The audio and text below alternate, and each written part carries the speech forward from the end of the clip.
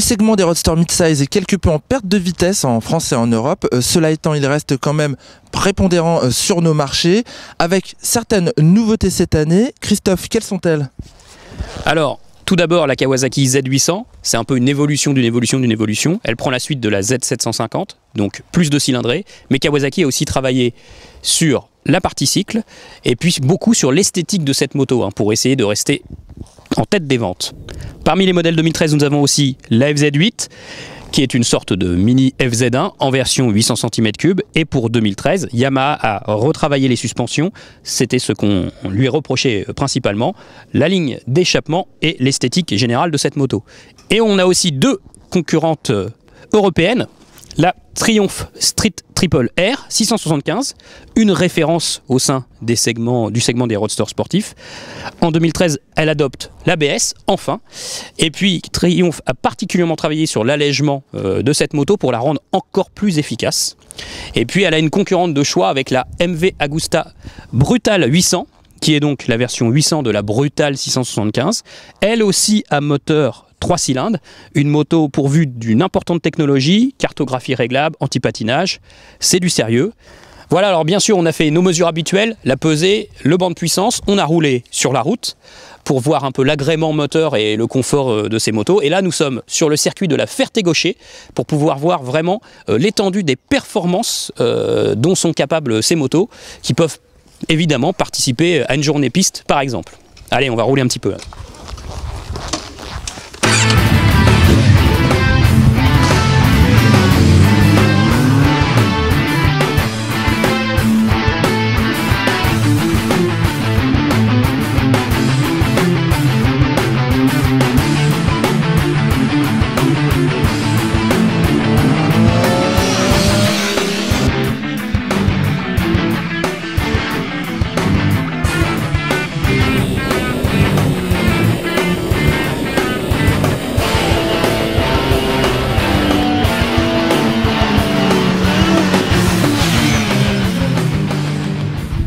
Très sympathique cette petite sortie piste, on comprend l'engouement du public pour ce type de roadster mid-size, finalement assez polyvalent, on l'a roulé sur la route et sur circuit. Et avant de vous donner notre bilan complet, Christophe va vous dire un petit mot sur chacune de ces machines. Alors Christophe, qu'est-ce qu'on va retenir? Alors ce qu'on va retenir de la Yamaha, c'est que c'est la moto la plus polyvalente, la plus urbaine, elle braque mieux que les autres, elle est confortable de selle, bref pour l'utiliser tous les jours, c'est sans doute la meilleure.